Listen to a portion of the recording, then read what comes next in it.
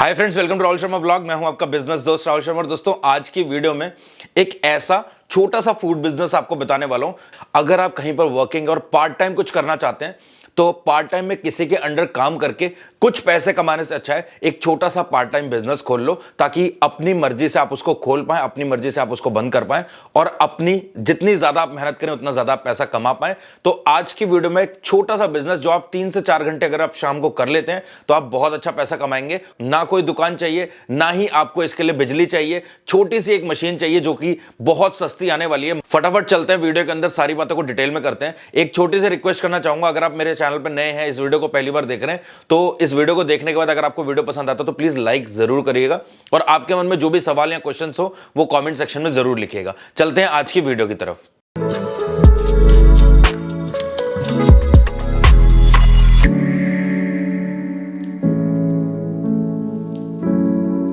तो दोस्तों, आज हम जिस बिजनेस के बारे में बात करने वाले हैं वो है यूएफओ बर्गर बिजनेस। देखो, इस बिजनेस को आप सेपरेटली भी कर सकते हो, एक छोटा सा टेबल लेकर, या फिर अगर आपका कोई फूड स्टॉल है, आपका कोई कैफे, रेस्टोरेंट है, फूड ट्रक है, तब भी आप ये छोटी सी एक मशीन लेकर यूएफओ बर्गर रख सकते हो। या फिर अगर आप सेपरेटली कर रहे हो तो आपने एक छोटा सा टेबल लिया, टेबल में आपने एक आगे फ्लेक्स लगवा दिया। अब नाम आप कुछ भी रख दो, UFO burger king, UFO burger वाला, या यूएफओ बर्गर्स, सिर्फ सिंपल लिख दो यूएफओ बर्गर्स, या सील्ड बर्गर्स, या कुछ भी आपने नाम आगे फ्लेक्स में लगवा दिया और आप खड़े हो गए सिर्फ एक ये मशीन लेकर। सबसे पहले हम बात करते हैं कि मेकिंग किस तरीके से है। बैंकॉक में, थाईलैंड में यूएफओ बर्गर का जो कॉन्सेप्ट है वो बहुत सही तरीके से किया जाता है, प्रोफेशनली किया जाता है, बड़े बड़े रेस्टोरेंट्स हैं इसके लिए। लेकिन इंडिया में, बाहर की कंट्री से हम लोग इंस्पायर होकर जब भी किसी फूड आइटम को इंडिया में लेकर आते हैं तो हम बहुत तब्दीलियां उसमें कर देते हैं, बहुत बदलाव कर देते हैं। लेकिन कुछ बदलाव ऐसे होते हैं जिनकी वजह से वो प्रोडक्ट का पूरा टेस्ट ही चेंज हो जाता है और वो नहीं चल पाता। तो यूएफओ बर्गर में भी ऐसा ही हुआ है। थाईलैंड में, बैंकॉक में, चाइना में ये कुछ अलग तरीके से बनता है, वो मैं आपको आगे बताऊंगा। बट सबसे पहले आप ये समझिए कि इस बिजनेस को अगर आप शुरू करते हैं इंडिया में, तो आपको जो भी इंग्रेडिएंट आप इसमें डालने वाले हैं उन सबको आपको अच्छे से धो लेना है। चाहे आप पत्ता गोभी डालो, चाहे आप लेटस डालो, अनियन डालो, टोमेटो डालो, अच्छे से वॉश करने के बाद उनको आपको स्लाइसिस में कट कर लेना है। और कट करने के बाद इस तरीके की बिन मैरीज या फिर आप अपने तरीके से जो भी कंटेनर आप यूज करते हैं उनमें, कंटेनर्स में उनको रख लेना है जितने भी इंग्रेडिएंट्स। अब बहुत सारे लोग अलग अलग यूएफओ बर्गर बनाने के लिए लेटस डाल सकते हैं, उसमें अनियन डालते हैं, कुछ लोग कॉर्न डालते हैं, कुछ लोग एलोपिनोस डालते हैं। सो बहुत सारे वेजीज होते हैं, कैप्सिकम डालते हैं। सो वो सारा जितना भी वेजीज आप यूज करने वाले हैं वो सब धुल के कट के आपके जो भी आप कंटेनर यूज करते हैं उसमें होना चाहिए, ताकि आप इंस्टेंटली ऑर्डर आने पे फटाफट बना सकें। अब थाईलैंड में, बैंकॉक में, चाइना में जब यूएफओ बर्गर को बनाया जाता है तो ये लोग क्या करते हैं, इसमें एक समझने वाली और एक साइंटिफिक चीज है। जो भी यूएफओ बर्गर होता है या जब हम ग्रिल्ड सैंडविच बनाते हैं तो मेयोनीज सूखने लगती है उसके अंदर, और अगर वो थोड़ा सा ड्राई हो जाता है तो टेस्ट नहीं आता। मैंने पर्सनली 3 जगह पर यूएफओ बर्गर ट्राई करा इस वीडियो को बनाने से पहले, ताकि मैं अच्छे से समझ पाऊं। तो मैंने ऑब्जर्व किया कि इंडिया में जो यूएफओ बर्गर मिलता है वो थोड़ा सा अंदर से ड्राई हो जाता है, वो गले में सूखा सूखापन लगता है। सो इस वजह से यूएफओ बर्गर का जो इंडिया में जो बिकते हैं वहां पर टेस्ट नहीं आता। फॉरेन में लोग क्या करते हैं, इस तरीके से चीज स्लाइसिस को लगाते हैं दोनों जगह पर, जो हील है और क्राउन है, यानी कि जो बर्गर का दोनों पार्ट है दोनों पे चीज स्लाइस रख दी, ताकि जब चीज गर्म होगा तो चीज भी मेल्ट होगा और मेयोनीज सूखेगी नहीं, अंदर का जो भी इंग्रेडिएंट्स है वो सूखेंगे नहीं। सो इस तरीके से आप अनियन रख सकते हो, उस पर कॉर्न रख सकते हो, और भी जो भी आप वेजीज यूज करना चाहते हो वेजीज रख सकते हो। लेटस डालना चाहते हो आप लेटस डाल सकते हो, एलेपिनोस डाल सकते हो, या जो भी वेजीज आप डालना चाहो इसमें आप डाल सकते हो। दूसरी, हम लोग इंडिया में क्या गलती करते हैं, हम लोग वेजीज को कम यूज करते हैं और सीधा हम ड्राई टिक्की फ्राई करके इसमें डाल देते हैं, जो कि एक रॉन्ग प्रोसेस है एक्चुअल में। अगर मैं आपको बताऊं तो रॉन्ग प्रोसेस इसलिए क्योंकि टिक्की फ्राई होने के बाद सूख जाती है और मेयोनीज के साथ में वो जब हम उसको यूएफओ मशीन में जब लगाते हैं तो वो और ड्राई हो जाती है, जिसकी वजह से वो यूएफओ बर्गर बहुत सूखा सूखा लगता है। लेकिन यूएफओ बर्गर का टेस्ट तभी आता है जब वो अंदर से थोड़ा सा वेट हो, थोड़ा सा उसमें जूसी टेस्ट आए, जूसी टेक्सचर हो। तो इसलिए ये लोग बहुत सारी वेजीज को यूज करते हैं। कुछ वेजीज इनकी ग्रिल्ड होती हैं, लाइट ग्रिल्ड होती हैं, और उन वेजीज को रखने के बाद ये दबा के उसके ऊपर मेयोनीज डालते हैं अलग अलग फ्लेवर्स की। सो जो भी फ्लेवर आप यूज कर रहे हो, जैसे वेज मेयोनीज आप डालना चाहते हो, टोमेटो मेयोनीज डालना चाहते हो, तंदूरी मेयोनीज डालना चाहते हो, सो जो भी मेयोनीज आप डालना चाहते हो वो मेयोनीज की क्वांटिटी थोड़ी सी यहां पर ज्यादा जाएगी और ये लोग ग्रिल्ड पैटी डालते हैं क्योंकि ग्रिल्ड पैटी थोड़ी सी जूसी रहती है। अब अगर हम बात करें वेजी में, तो वेजी में भी आपको ग्रिल्ड टिक्कियां मिल जाएंगी जिनको आपको ग्रिलर पे ग्रिल करना पड़ता है। सो आप अगर नॉनवेज में जाना चाहते हो तो नॉनवेज में आप ग्रिल्ड टिक्की बहुत आराम से रख सकते हैं और उसमें जो टिक्की का ड्राइनेस है वो कम होती है और जूसी ज्यादा होती है टिक्की। बट अगर आप नॉनवेज में नहीं जाते और वेज में आप जाते हैं, सो वेज में आप क्या कर सकते हैं, मैं आपको सिंपली बताता हूं।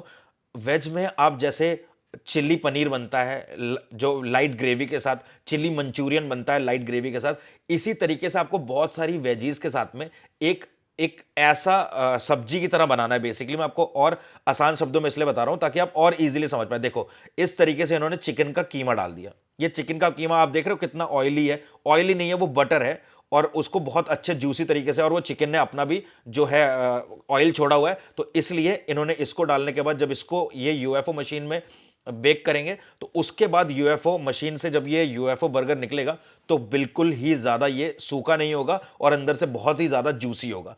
इसके बाद इन्होंने इसको सिर्फ बटर पेपर में रैप किया और कस्टमर को सर्व कर दिया। इसके अलावा बहुत सारे तरीके के चिकन ये लोग रखते हैं, नॉनवेज रखते हैं। आप वेजीज में जा सकते हैं और उनको अलग अलग सॉसेस के साथ इस तरीके से आप बना सकते हैं। शुद्ध भाषा में समझाऊं तो हम इंडियंस वेजिटेबल्स के लिए, अपने मसालों के लिए फेमस हैं। तो मसाले और सॉसेस को मिला के आप इस तरीके से 2-3 तरीके की वेजीज बना लो, है ना, और उनको बस आपको इसमें लगाना। आप टिक्की नहीं लगाना चाहते, आप टिक्की मत लगाओ। टिक्की से आपका जो यूएफओ बन्स है वो कॉस्टली भी होते हैं, बट इस तरीके से आप खुद से अगर बना लेते हो ना कुछ वेजीज को यूज करके, आप इस तरीके का सब्जी की तरह, तो वो बहुत ही जूसी आपके बनेंगे। बट फिर भी अगर आप टिक्की यूज करना चाहते हो तो टिक्की को भी आप दोनों तरफ चीज लगा के ग्रिल कर लो, फ्राई कर लो, और उसके बाद आप टिक्की लगा के भी इसको यूएफओ बर्गर को बना सकते हो। कोशिश ये करना कि आप जो भी बनाओ थोड़ा सा उसमें जो मेयोनीज, आप देखो मेयोनीज की क्वांटिटी अच्छी खासी रखी हुई है ताकि ये बिल्कुल भी ड्राई ना हो अंदर से, और ये गले से उतरते टाइम जब हम इसे खाएं तो ये सूखा सूखा ना लगे। सो आपका यूएफओ बर्गर भी अगर जूसी है अंदर से तो उसका टेस्ट अच्छा आएगा। कितना जूसी टेक्सचर आ रहा है।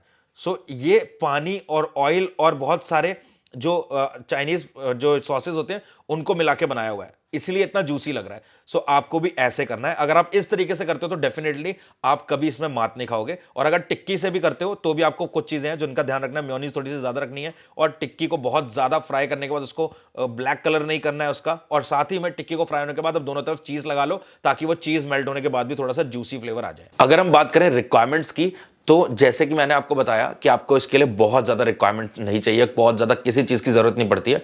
सबसे पहले आपको एक फोल्डिंग टेबल चाहिए। मैं ये समझ रहा हूं कि आप कहीं दूर जाकर इसको लगाने वाले हैं, आपको अपने घर के पास लगाने में शर्म आती है, आप दूर जाकर लगाएंगे। तो दूर जाकर अगर आपको लगाना है तो आपको एक स्कूटी चाहिए, और स्कूटी के साथ साथ में आपको एक प्लास्टिक का फोल्डेबल टेबल ले लो या फिर आप लकड़ी वाला ले लो, जो सा आपको पसंद आए या जो आप स्कूटी पे अपनी ले जा सको वो आप ले लो। आपने एक फोल्डिंग टेबल ले लिया, आपने ये जो यूएफओ मशीन आपको मैंने दिखाई है, आपने ये यूएफओ मशीन ले ली। इसके मैं प्राइजेस आपको आगे बताऊंगा। तो ये यूएफओ मशीन आपने ले ली। इसके अलावा आपको एक छोटा सिलेंडर लेना है। छोटा सिलेंडर जो कि मैंने अपनी पुरानी वीडियो में भी आपको दिखाया था, 2 किलो का भी आता है, 4 किलो का भी आता है। 2 किलो का अगर आप लोगे तो आपको 1100 का पड़ेगा, और 4 किलो का अगर आप लोगे तो वो आपको 1300 रुपए का पड़ेगा। वो कैलकुलेशन पार्ट में मैं आपको बता दूंगा कि इन्वेस्टमेंट कितना होने वाला है। तो ये कुछ चीजें आपको चाहिए, और आप इसको अपनी स्कूटी पे रख के और लोकेशन पे ले जा सकते हैं। आपने फोल्डिंग टेबल अपना खोला, आगे फ्लेक्स बोर्ड लगाया, यूएफओ बर्गर मशीन रखी, और उसके बाद आप खड़े हो गए। ग्लव्स पहनने के बाद कुछ नहीं करना, जैसे जैसे कस्टमर के ऑर्डर आते हैं आपने ऑर्डर प्रिपेयर करते जाना और देते जाना है।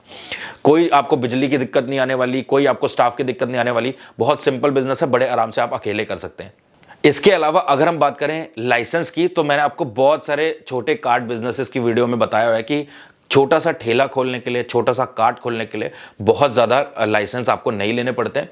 सबसे बेसिक लाइसेंस होता है आपका एफएसएसएआई, यानी कि food safety standards authority of India का लाइसेंस। ये एफएसएसएआई रजिस्ट्रेशन करवा लो। इसके अलावा दूसरा आपको क्या करना होता है, नगर निगम से परमिशन लेनी पड़ती है। तो वो आप म्यूनिसिपल कॉर्पोरेशन के ऑफिस में चले जाओ और वहां पर जाकर आपको कार्ड की परमिशन का एक ऑफिस होता है, वहां से कार्ड की परमिशन आप ले सकते हो। वो अलग अलग स्टेट का, अलग अलग सिटी का अलग अलग हो सकता है, बट ऑलमोस्ट आपको म्युनिसिपल कॉर्पोरेशन से कार्ड लगाने की परमिशन मिलती है।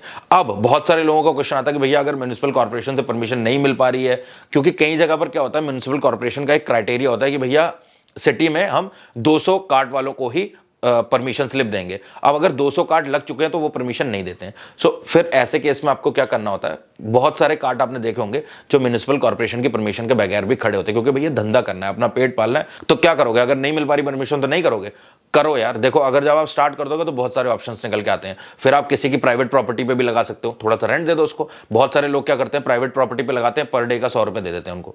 तो मार्केट के बीच में किसी का प्लॉट हो, कोई ऐसी जगह हो जहां पर फुटफॉल अच्छा है, किसी की जगह है, आप उनसे बात कर लो और अपना एक छोटा सा टेबल लगाओ और 100 रुपए उनको पर डे के दे दो। बहुत बड़ी बात नहीं है, बट स्टार्ट करो। अब प्रॉफिट मार्जिन की हम बात करें इससे पहले मैं इन्वेस्टमेंट की बात कर लेता हूं। देखो सबसे पहले मैंने आपको बताया था रिक्वायरमेंट्स में आपको क्या क्या चाहिए। एक चाहिए आपको फोल्डिंग टेबल, तो फोल्डिंग टेबल आपको 2000 रुपए का मिल जाएगा। नहीं मिलता तो आप किसी भी फर्नीचर वाले की दुकान से सिंपल सी शीट लगाकर उसको फोल्डिंग टेबल बनवा सकते हो। वो तो आपको 700-800 1000-1200 का मिल जाएगा, बट मैक्सिमम हम 2000 रुपए पकड़ लेते हैं। 2000 रुपए का आपका फोल्डिंग टेबल आ गया। इसके अलावा आपको चाहिए यूएफओ मशीन। अब यूएफओ मशीन में आपको बार बार कह रहा हूं, आपको इलेक्ट्रिसिटी वाली नहीं लेनी है। अगर आपकी शॉप है जहां पर बिजली कनेक्शन आपके पास है, तब आप इलेक्ट्रिसिटी वाली ले लेना, वरना आपको गैस वाली लेनी है। देखो ये दोनों मॉडल में आती है, एक सिंगल आती है और एक डबल आती है। अगर आप सिंगल वाली की बात करो तो सिंगल वाली आपको 8000 की मिल जाएगी, और डबल वाली अगर आप लेते हो तो वो आपको 14 से 15,000 रुपए की मिलेगी। ध्यान से समझ लो। और ये जो मैंने प्राइस बताया, ये मैंने 4-5 डीलर से कंफर्म करने के बाद बताया। बहुत सारे जो डीलर हैं उनका ये कहना है कि भैया 18,000 की हम डबल वाली देते हैं और सिंगल वाली हम 9,000 के देते हैं। तो मैंने आपको सही प्राइस बताया। 8,000 रुपए में आपको सिंगल मिलेगी और डबल आपको मिलेगी 14 से 15,000 रुपए में।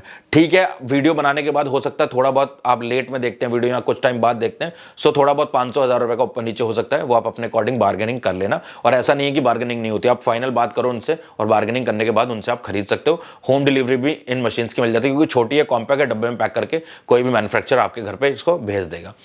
तो 2000 रुपए का आपका फोल्डिंग टेबल हो गया, 8000 रुपए की आपकी यूएफओ मशीन हो गए आपके 10,000 रुपए। इसके अलावा आपको एक सिलेंडर लेना है, जो कि मैंने आपको बताया छोटा लेना है, तो आप 4 केजी वाला सिलेंडर ले लो, ताकि आपको स्कूटी में, बाइक पे ले जाने में कोई दिक्कत ना हो। एक फ्लेक्स बोर्ड बनवाना है, एक फ्लेक्स प्रिंट करवाना है, जिसमें आप सारी चीजें लिखोगे। यूएफओ बर्गर वाला आपने लिखवा दिया और नीचे आपने प्राइजेस लिख दिए कि प्लेन आलू टिक्की यूएफओ बर्गर 30 रुपीज, ठीक है, mix veggie UFO burger 50 rupees है। उसके बाद अगर आप नॉनवेज रखना चाहते हो, एग बर्गर रखना चाहते हो, तो उनके प्राइसेस आप अलग से लिख दो। तो आपने सारी चीजें मेंशन कर दी, तो आपका एक फ्लेक्स बोर्ड आ जाएगा और साथ में आ जाएगा आपका रॉ मटेरियल।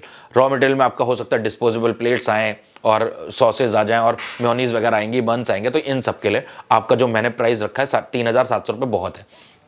अब मेकिंग की अगर हम बात करें और प्रॉफिट मार्जिन की अगर हम बात करें, तो यूएफओ बर्गर बनाने में आपका 15 से 16 रुपए खर्च होगा सिंपल आलू टिक्की वाले के लिए। और जैसे जैसे आप फ्लेवर बढ़ाओगे, जैसे जैसे आप वेरिएंट बढ़ाओगे बर्गर के, यूएफओ बर्गर के, तो उनका प्राइस भी आप बढ़ाओगे। बट मैं बात कर रहा हूं 30 रुपए से आपको स्टार्ट करना है। आपको पहला बर्गर 30 का रखना है ना। हर बड़ी कंपनी की ये बिजनेस टेंडेंसी होती है कि वो सस्ता, पहला एक बर्गर सस्ता रखते हैं, जिसको देख के कस्टमर आते हैं। फिर बार बार कस्टमर वही सेम टेस्ट का बर्गर नहीं खा सकता, फिर वो थोड़ा चेंज करता है। अगर आपके पास कस्टमर 3 बार, एक कस्टमर आया और उसने आपसे आलू टिक्की यूएफओ बर्गर लिया, तो नेक्स्ट टाइम वो आएगा, बोलेगा यार वेजी ले लेता हूँ इस बार, है ना, यूएफओ वेजी बर्गर लेता हूँ या यूएफओ पनीर बर्गर लेता हूँ। तो इस तरीके से चेंज होता है। सो अगर हम बात करें आलू टिक्की यूएफओ बर्गर की, तो उसमें आपका एक बन लगने वाला है, बेकरी से खुद खरीदना है, खुद बनवाना है ना, अपने अकॉर्डिंग। तो जो अगर आप खुद बनवाते हो तो वो आपको 3 रुपए का या 4 रुपए का मैक्सिमम पड़ जाएगा। तो 4 रुपए का आपने बन मान लिया। इसके अलावा आपकी आलू टिक्की पैटी आएगी। अगर आप आलू की टिक्की घर पे बनाते हो तो वो बहुत ही अच्छी बात है, फिर वो आपको 2.5 से 3 रुपए की पड़ेगी, 4 रुपए की मैक्सिमम पड़ जाएगी। बट मैं बात कर रहा हूं कि आपने फ्रोजन खरीद ली, तो अगर आप फ्रोजन टिक्की खरीदते हो तो होलसेल में आपको वो 7 रुपए की पड़ जाएगी, एक आलू की टिक्की।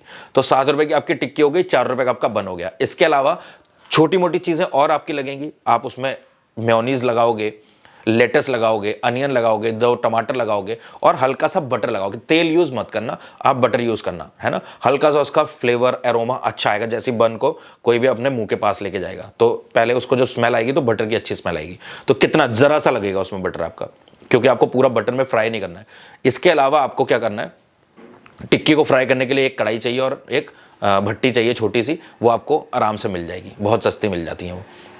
तो सिर्फ इतनी चीज करनी है और आपकी जो बटर लगेगा, मेयोनीज लगेगी और साथ में आपकी कुछ वेजिटेबल्स लगेंगी, इनके हमने 3 रुपए पकड़ लेते हैं और साथ में आपकी 1 रुपए की गैस लगेगी। तो ये टोटल जो आपका खर्चा आएगा वो आएगा आपका 15 रुपए का। अब 15 रुपए में आपका बर्गर बन के तैयार हो गया। इसके अलावा 1 रुपए इसमें हम और जोड़ लेते हैं, जो आपका तेल फ्राई टिक्की को फ्राई करने में यूज होगा। तो 16 रुपए आपके हो गए। 4 रुपए का बन, 7 रुपए की टिक्की, 3 रुपए के आपका जो बटर है, मेयोनीज है और वेजीज है, इसके अलावा 1 रुपए की गैस, 1 रुपए का आपका ऑयल जिसमें टिक्की फ्राई हो रही है, तो टोटल आपका 15 रुपए हो जा रहा है। अब 15 से 16 रुपए, अब 16 रुपए में आपका बन के तैयार हो गया। अब आप इसको 30 रुपए का आराम से बेच पाओगे, तो आराम से आपको पूरा पूरा हाफ हाफ का मार्जिन मिल रहा है। मतलब सिंपल सी चीज ये है, जो बर्गर आप 20 का तैयार करोगे उसका आप 40 का बेच पाओगे, जो आप 30 का तैयार करोगे उसको आप 60 का आराम से बेच पाओगे, क्योंकि कोई चीज के साथ भी लेगा, है ना, विद चीज लेगा तो चीज में आप प्राइस बढ़ा दोगे। तो इस तरीके से आपका ये काम चलने वाला है। देखो, अगर आप सिंगल एक कार्ड लगा के भी खड़े हो ना, तो यहां पर आपकी धूल मिट्टी में कोई चीज परेशानी हो रही है। अगर आप कार्ड लगा के जलेबी बेच रहे हो तो हो सकता है कस्टमर एक बार के लिए अवॉइड करे कि यार धूल मिट्टी में लग रही है इसमें, लेकिन यूएफओ बर्गर मशीन में आपका मशीन पड़ी हुई है, बर्गर आपके पन्नी में पैक पड़े हुए हैं, जब कस्टमर आएगा तब आप उसकी ड्रेसिंग करके यूएफओ बर्गर बनाएंगे। तो कस्टमर के साथ ये दिक्कत नहीं आने वाली कि हाइजीन नहीं है प्रॉपर, यहाँ कुछ भी। आप ग्लव्स पहनो, कैप पहनो, एप्रन पहनो और बड़े से आराम से काम करो। एक छोटा सा स्पीकर ले लो, हल्का सा म्यूजिक बजाओ, जो कि आपके बैटरी ऑपरेटेड वाले छोटे छोटे स्पीकर आते हैं। बढ़िया, देखो काम करो ईमानदारी से और खुशी से, आपका काम चल जाएगा। छोटा सा भी काम है ना, आप उसे अगर पूरे दिल के साथ कर रहे हो तो वो चलेगा। लेकिन जहां पर हम परेशान होकर, हताश होकर और निराश होकर किसी काम को करते हैं, तो फिर जब शुरुआत ही अच्छी नहीं है तो फिर उसकी आगे बिगनिंग कैसे अच्छी होगी या आगे चल के वो कैसे अच्छा बन पाएगा। सो इसीलिए हिम्मत करनी पड़ेगी। ये बिजनेस उन लोगों के लिए नहीं है जो किसी बड़े बिजनेस की तलाश में है, लाखों करोड़ों का इन्वेस्टमेंट करना चाहते हैं। ये बिजनेस सिर्फ उन लोगों के लिए है जिनके पास बजट थोड़ा कम है बट कुछ करना चाहते हैं। सो कुछ ना करने से कुछ करना बेहतर है। और अगर ये बिजनेस आप बहुत आगे तक नहीं ले जाना चाहते तो ये बिजनेस आपको सीख बहुत देगा, एक्सपीरियंस बहुत देगा। आपको रोड पे खड़ा होना आ जाएगा। फिर आप सीजनल बिजनेस भी कर सकते हो। देखो, जब आप किसी धंधे में एंटर करते हो ना, तो जरूरी नहीं है कि पहले धंधे से ही आप सक्सेस हो जाओ, पहले धंधा ही आपकी करोड़ों की कंपनी बन जाए, ऐसा नहीं होता। Failure is a part of success, मैं हमेशा कहता हूं। तो और मैं हमेशा एक और चीज कहता हूं मेरी बहुत सारी वीडियोस में, always think big, start from small, act now. सोचो बड़ा, शुरुआत छोटे से करो और आज से अपने काम को शुरू कर दो। तो आपको सिर्फ इतना करना है कि आपने छोटा सा टेबल लेके इसको शुरू कर दिया, नहीं आपको इसमें बहुत आगे जाना है, लेकिन ये आपको सीख जरूर देगा, एक्सपीरियंस जरूर देगा कि रोड पे खड़े कैसे होना है, कस्टमर से बातें कैसे करनी है, किस किस तरीके के कस्टमर आते हैं, किस किस तरीके के प्रॉब्लमेटिक कस्टमर भी कई बार आ जाते हैं जो बिना बात के आपके साथ पंगे करेंगे, आपको परेशान करेंगे, आपको आपके बर्गर में 10 तरीके की कमियां निकालेंगे, आपको आपके साथ एंगर अपना दिखाएंगे, कहीं से फ्रस्ट्रेटेड होकर आएंगे, आपके ऊपर आकर चिल्लाएंगे। और उन केसेस पे आपको कैसे टैकल करना है वो आपको सब कुछ आ जाएगा। देखो, कस्टमर हैंडलिंग बहुत ज्यादा जरूरी होती है हॉस्पिटैलिटी इंडस्ट्री में। तो आप ये नहीं कि उनसे लड़ने भिड़ने लग जाओ, आपको पता है कि आप धंधा करने के लिए खड़े हो, बोलने दो, ठीक है। इग्नोरेंस बहुत ज्यादा जरूरी होती है छोटे बिजनेस में। तो ये सब कुछ आपको आ जाएगा और यही एक बहुत जरूरी चीज होती है जो हम नहीं सीख पाते अपने बड़े बिजनेसेस में। छोटे बिजनेसेस से अगर आप करते हो ना, तो आपको रूट्स का पता चल जाता है बिजनेस की। फिर आगे आप कितना भी बड़ा धंधा कर लो, आपको कहीं भी मात देखने को नहीं मिलेगी, कोई भी आपको परेशान नहीं कर पाएगा, क्योंकि आपने ग्राउंडेड रह के चीजों को करके सीखा है, चीजों को सुन के नहीं सीखा है। आप वीडियो देख रहे हो या आप सुन के सीख रहे हो। जब आप इसको करके सीखोगे ना प्रैक्टिकली, फिर आपके फेलियर के चांसेस बिल्कुल खत्म हो जाते हैं। तो मैं आपका भाई होने के नाते सिर्फ इतना कहना चाहता हूं, ये बिजनेस या फिर कोई और भी बिजनेस आप कुछ भी करना चाहते हो, आप शुरुआत करो, छोटे से करो, अपने डर को हटाओ, कॉन्फिडेंस को अपने अंदर लाओ और एक दिन अपने ऊपर इन्वेस्ट करो, खर्च करो। ये चीजें खरीद कर ले आओ, अपने घर पे रख दो। धीरे धीरे आपके माइंड में ये आने लगेगा कि यार ये चीजें मैंने खरीद के रखी है, मेरे 11,300 रुपए खर्च हो गए हैं, अब मेरे को ये करना है। तो फिर धीरे धीरे आप स्टार्ट करने की तरफ जाओगे। तो दोस्तों, आज की वीडियो में सिर्फ इतना ही। अगर आपको ये वीडियो पसंद आया तो प्लीज लाइक करके चैनल को सब्सक्राइब जरूर करिएगा। मिलते हैं दोस्तों अगली प्रोफिटेबल बिजनेस वीडियो में, तब तक के लिए जय हिंद, जय भारत।